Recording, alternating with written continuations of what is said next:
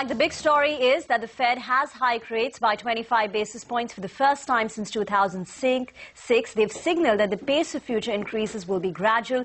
The language was dovish. Global markets have reacted positively. U.S. markets ended with gains of close to about 1.5%.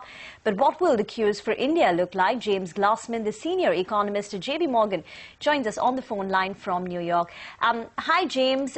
We've got what we wanted, or we got what we were expecting. What does it mean for emerging markets in India in particular? And a lot of the experts we'd spoken to prior said that a 25 basis points was in the price, it's factored in. So do you believe that after today's reaction, it will be back to normal?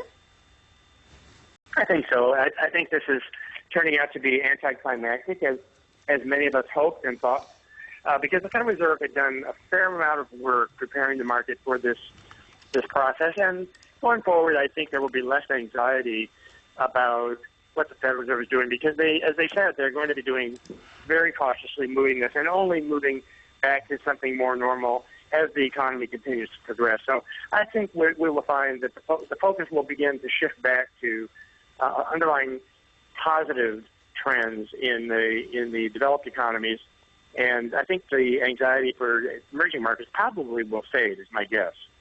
All right. Hi, James. Thanks so much for joining in. It's early morning here in India, but thanks so much for joining in.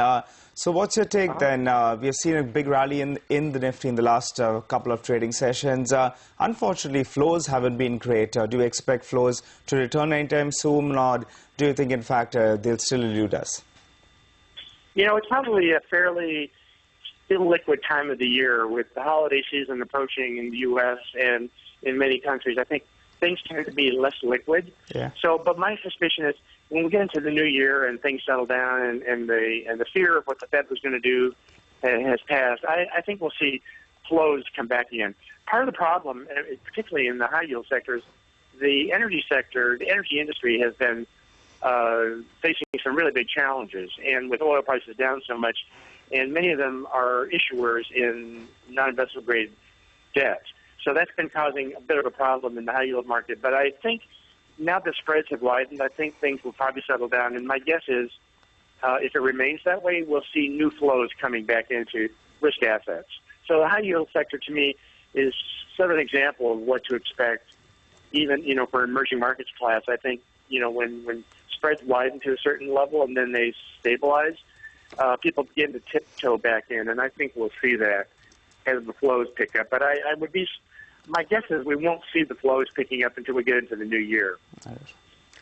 Okay, but James, typically when the U.S. markets, when the U.S. raises rates, the dollar gets stronger. It's the emerging markets which tend to suffer. So in that context, considering that we've been fed on a diet of very loose monetary policy, lots of liquidity, you wouldn't worry about the implications of rate hikes from here on from the U.S. For risky assets like India in particular.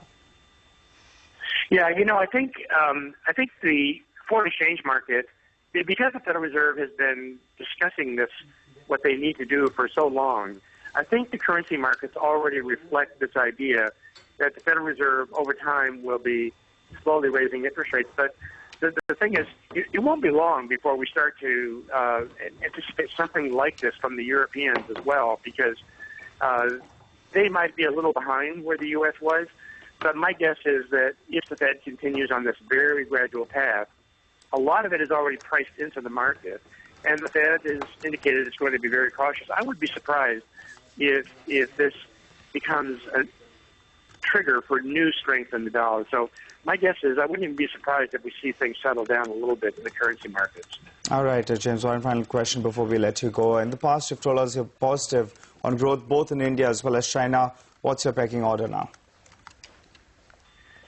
I think the Indian economy can expect a very good performance in the coming year. I think we're already seeing, for the first time in a very long time, India's growth is doing better than in China. China's got challenges because their currency has been rising very sharply in real terms, in trade-weighted terms.